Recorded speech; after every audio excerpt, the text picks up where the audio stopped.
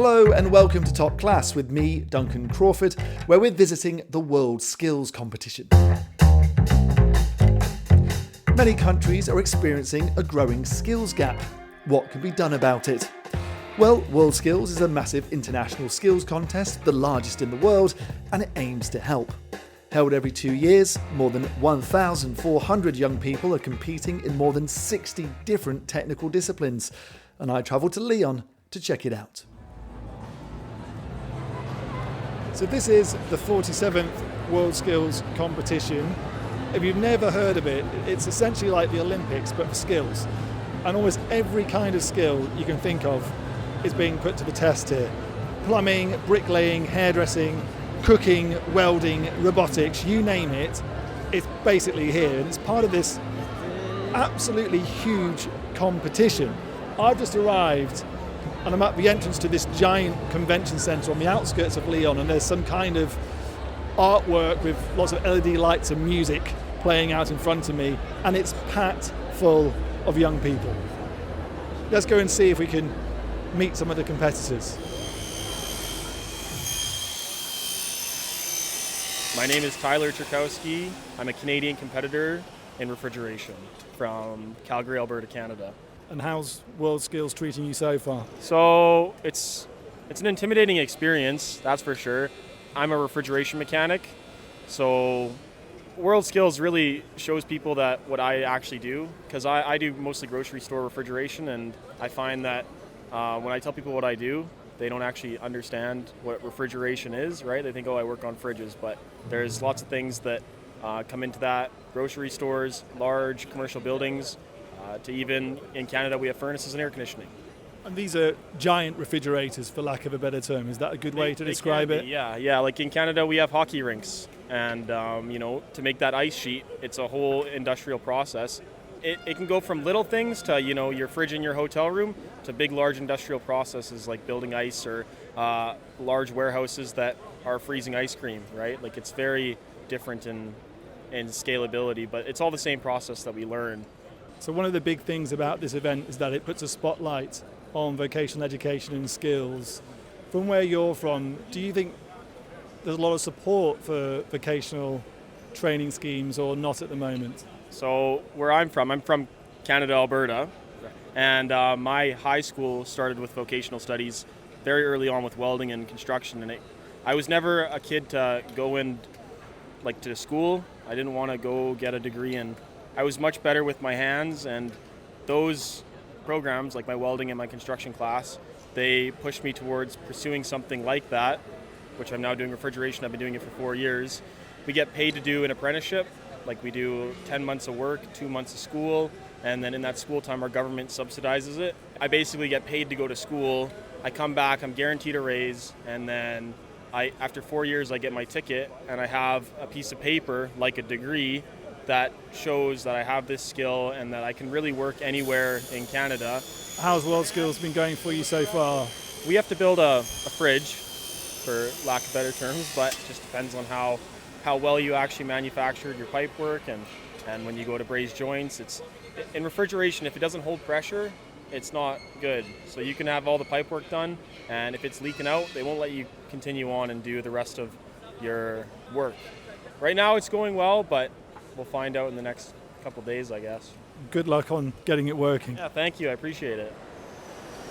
So I'm just walking away now from the refrigeration mechanic area, and what can I tell you? Well, look, it's quite hard to describe. I mean, it's big fridges, but in bits, in parts. Lots of different parts, lots of metal, and competitors putting them together. You may have guessed with my level of technical skill at describing the parts that I'm not a refrigeration mechanic.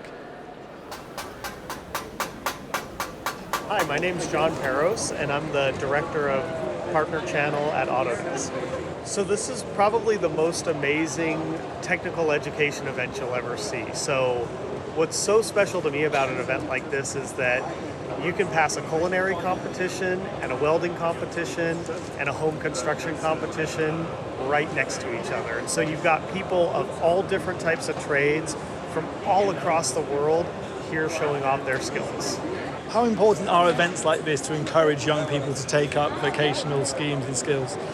Well, I think one of the problems with vocational education in general is that people see it as being antiquated, or people see it as not providing an opportunity, and this will change that. When you come here and you see the cleanliness and the organization and you see the detail work that goes in, you can realize, both as a student and maybe as a parent who has a child who's looking into this, that these are skills that can build lifelong career stability, not just something that's old and antiquated. So it's great to see that. Why do you think sometimes parents aren't keen for their children to take up these kinds of professions? What do you think?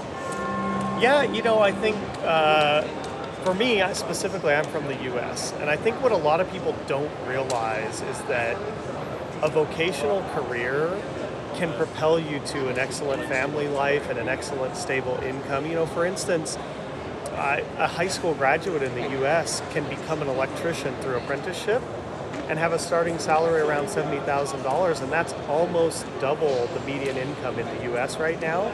And so people need to realize that this isn't necessarily what it was 50 years ago. You still need advanced technical skills. You still need a really heavy work ethic, and you should be proud to be in a vocation like this, because it's not exactly what people think it is. It's much more complicated and technical than people give it credit for. So we're now in front of the beauty therapy area. There's a line of beds with people without many clothes on, but they are covered in towels and they appear to be getting massages. Actually, no, they're having their arms rubbed now in what looks like, is that mud? I don't know what it is. It's some kind of beauty treatment. What's going on here? So this is the beauty therapy competition. So it's in 4 different categories, and this one is the body therapy treatment. So they're covering the body in a marine algae wrap, and the judges are looking for a smooth application, and they're looking for how it is applied, the ergonomics of the therapist, how the client is draped, the professional kind of discussion with the therapist and the client. So there's lots of different kind of markings, and then when they've completed this, every section is timed, and then once they've completed this, then they'll move into the next section, which would be skincare, and they'll also do makeup, and they'll also do nails as well. Lucy Griffith is a former WorldSkills contestant and now the Dean of Trades, Technology and Design at Vancouver Community College in Vancouver, British Columbia. And all these people watching with clipboards and pens, they're marking them as we speak, right? Yeah, so we have a judge from each country who is collectively marking. So there's a scope of competition, and they're looking at all different aspects of what the therapist is doing. So for example, that therapist's bed is too low, she's bending, so should actually had raised the bed up so she has better ergonomics, like what Australia is doing right now in here. So the judges are looking at those things as well as at the application, product use, things like that. So she's going to be marked down because the bed is too low. Yeah, everything needs to be very specific, because ergonomically, as a therapist, your stance has to be in a way that isn't going to injure the therapist in long term. So they're looking at all these different kind of things. So you'd have to be making sure the bedding is always smooth and not creased, nice and flat, and the wrap is all done, nice and neatly as well. So everything has to be very specific. How the therapist moves when they're applying is very specific as well. So it's that's why as someone who's from the industry, it's very interesting to watch, because you know what the kind of judges are looking for. What is it like, the industry at the moment? Is there a need for more people to take part and learn these kinds of skills? Yeah, there is a real need for it. For a person taking this trade, they can work from home and start a business as an entrepreneur. I went and worked on cruise ships straight after finishing college, so I got to travel the world. You can work for companies like this and become business managers. So there's so much opportunity within this trade that you can branch out from, and education is where I ended up. And so there's definitely a demand for this type of work all around the world in all different contexts. And it's really important to have something like this on your CV, because you show your level of professionalism, how you work well under pressure, and that's all in demand within this industry, so it's very important. One of the exciting things about WorldSkills is that it's not just about showing off people's different skills and what they can do. Littered around this place are signs saying try a skill. So you can go to pretty much any corner of the room here and try out what you like. I'm going to have a go at some virtual reality. You can take the headset. So I'm going to put the headset on. Yes.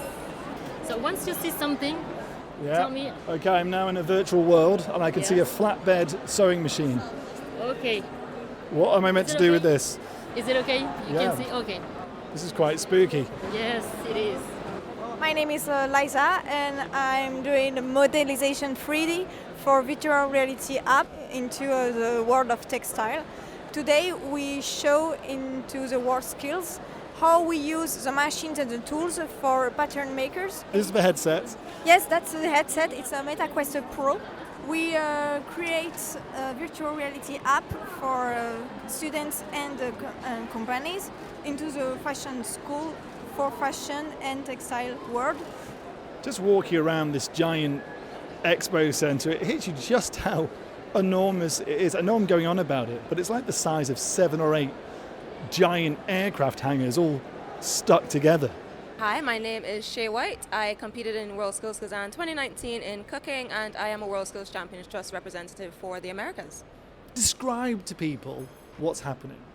Well, right now we're on day 2 of competitions here in Lyon, and it's a packed event. It's a packed venue. We have about 25,000 people here today just to witness the skills movement, to see what the competitors are getting up to, and to just possibly get a different view of what competing is like. I don't think people have seen a competition of the scale for young people in skills. So for the school's children that are here, it's a very riveting experience. And even for me, seeing this competition from a different side is beautiful and exciting in the same way.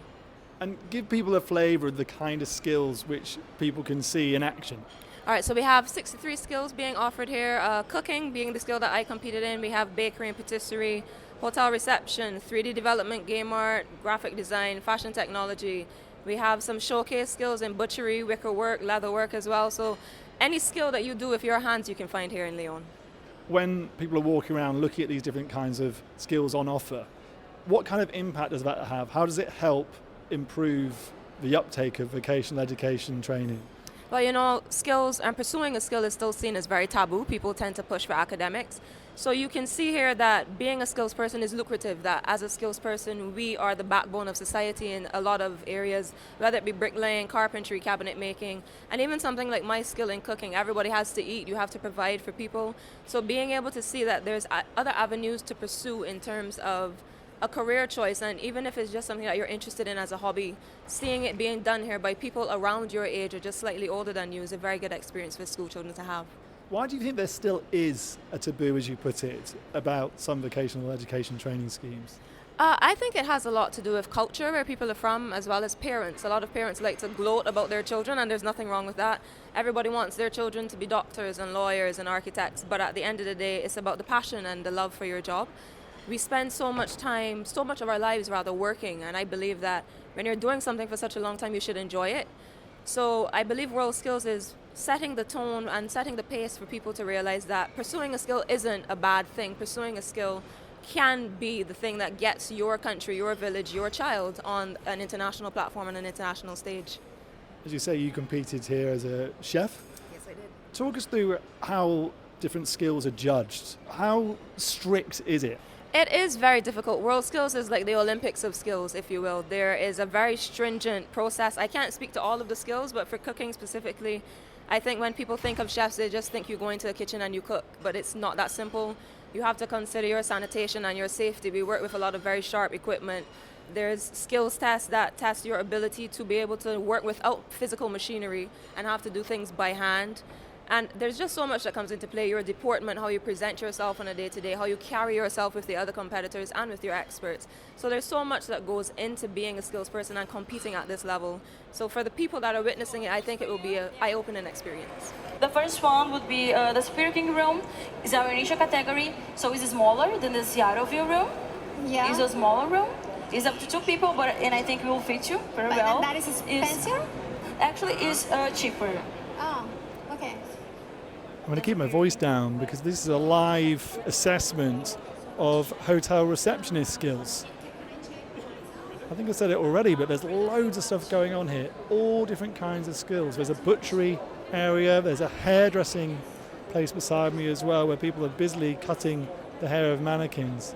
It's really fascinating. Tell me about the event. It's beautiful. Beautiful. Immense. I think it can be a good experience. We discovered some jobs we didn't know before. What about you? What do you think about it? I think it looks nice, and it can be very good to discover something here and to meet new people also. It opens the mind, and young people can discover a new professions for them. I think it's good because you can learn a lot of things for like your future or something that you really like to do. We can see something we didn't see normally, and after that we can discover new works. So that's cool, yes.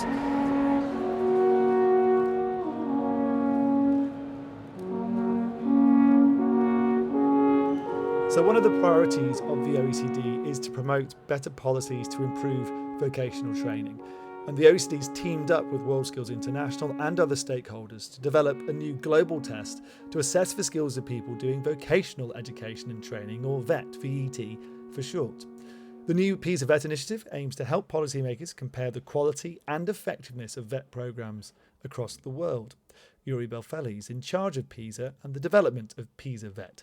She told me what it aims to achieve. We want to first achieve that PISA VET could raise the profile of the learning of students in vocational training and education.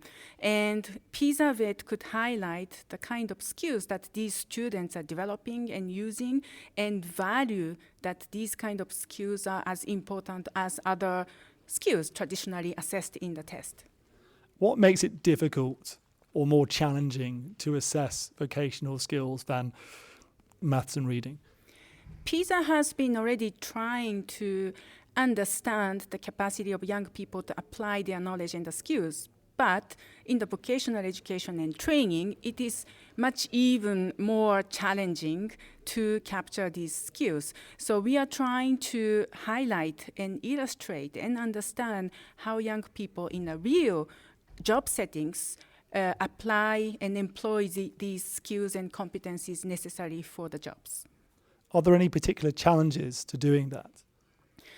One important challenge is to bring necessary expertise around the table so that we build on the existing knowledge, experiences of many countries and many institutions. If you could outline in a bit more detail how PISA VET you want it to look like in 10 years from now. Well, I want to see PISA VET big in 10 years' time, so that this would first would be considered as the most reliable and robust measure of the kind of skills that vocational students can perform.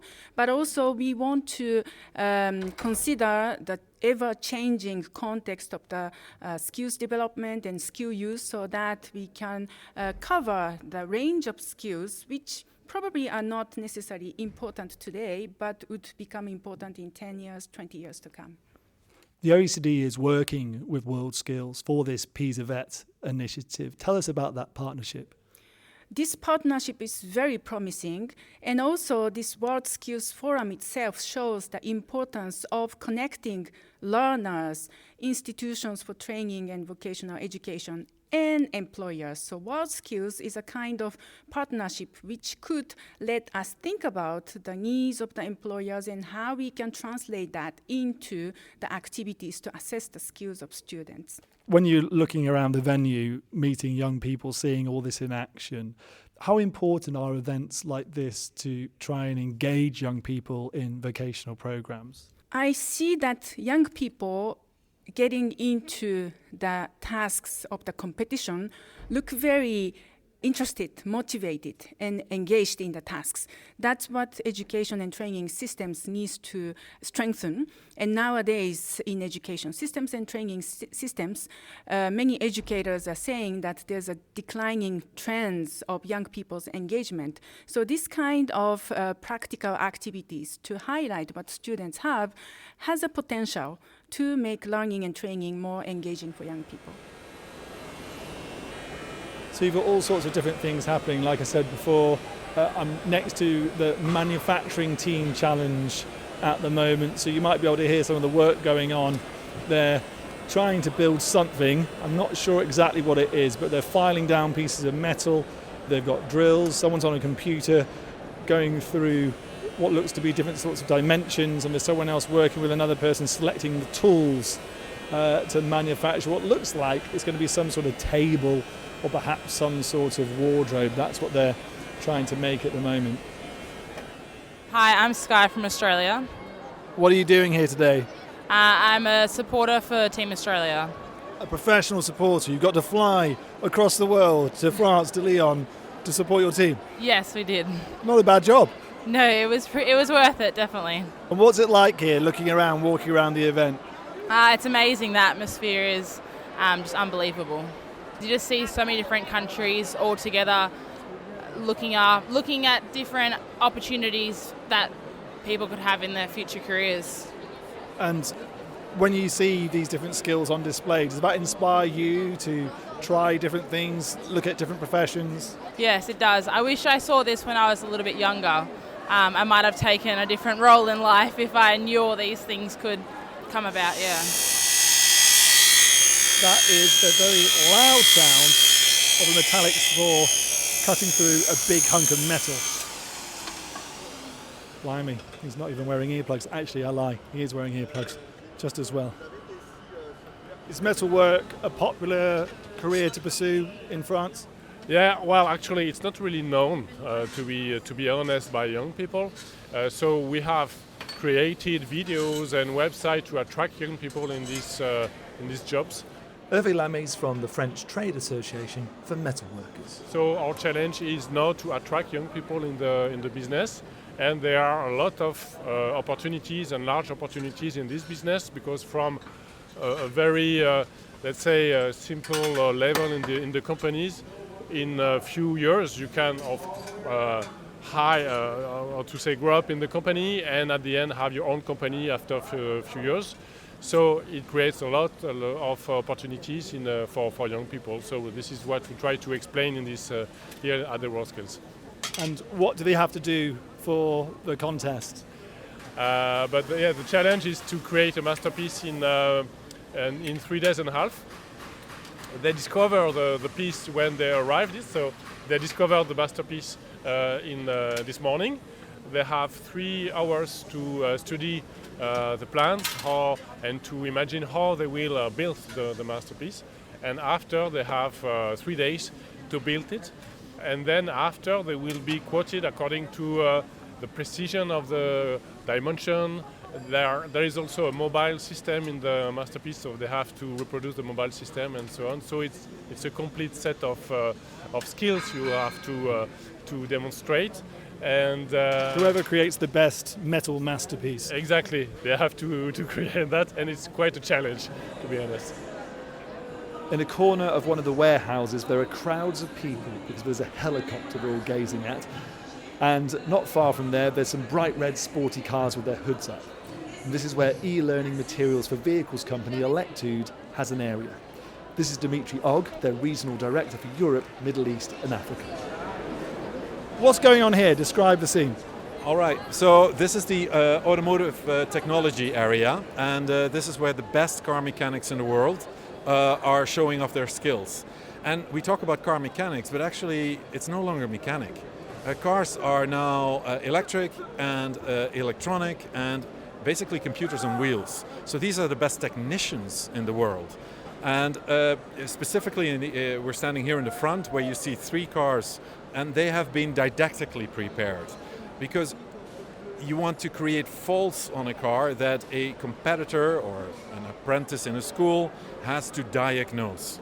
But if you break down a car, if you create faults on a car that it isn't made for that, the car will really break down and beyond repair. And that's very expensive. So we've created cars that are prepared in a way that faults can be created and recreated and pose a real challenge for a learner, not just a cable that's unplugged. You mentioned how technical building a car is now. Do you find there's enough people with those skills when you're trying to employ people, that there are the people with the skills out there? Yeah. So it's not about building a car, it's about maintaining, repairing and diagnosing a car. We know that there is a shortage. All the OECD reports say so. National organizations for TVET, for technical and vocational education, say so. So there's a big shortage. And at the same time, in the future this may change because cars are becoming electric, and electric cars require much less maintenance than internal combustion engines, ICE cars.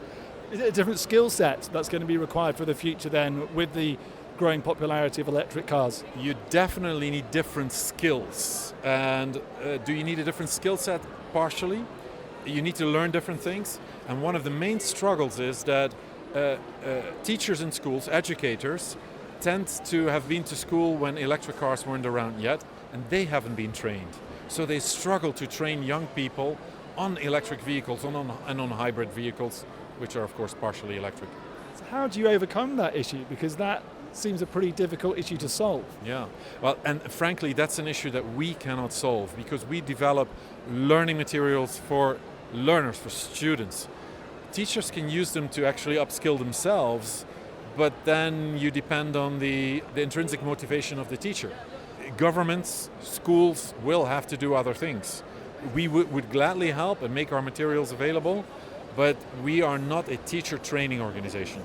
So events like this are not just about showing off skills to students and trying to encourage the growth of skills among students. It's actually about getting teachers on board as well, from your point of view. Absolutely, absolutely. And we organized a conference 3 months ago on effective innovation in vocational education. And all the schools that were there, largest schools in France, US, Finland, and many countries, also people from Namibia, the one challenge that they had all in common was how to find good instructors. And in the past, especially in Europe, I don't know how that is in other regions, the teachers would have a master's degree in didactics and then learn or know quite a bit about technology or maybe automotive. Nowadays, if you have a master's diploma, it's very unlikely that you'll be attracted to a job in vocational education as a teacher. If that's your passion, if that's your purpose in life, then sure, but they have so many other opportunities. So more and more schools are looking for people from the profession who know about automotive technology, but they're not didactic professionals, they're not didactically trained. And maybe they get a training, but that's not the same level as a master in didactics, and it's a struggle. All these schools and vocational institutions were saying the same thing. That is a main struggle. Okay, so it's nearing the end of my time here. The winners of the competitions will be announced at the end of the event, but honestly, it may sound cheesy, but everyone is a winner here who's involved, because it's just so inspiring to see so many talented young people demonstrating such technical, highly technical, complicated skills under pressure in front of crowds of people, taking pictures, filming them, or me asking for interviews. And events like this highlight why supporting vocational education and training programs is so important and why it should be a priority for all policymakers.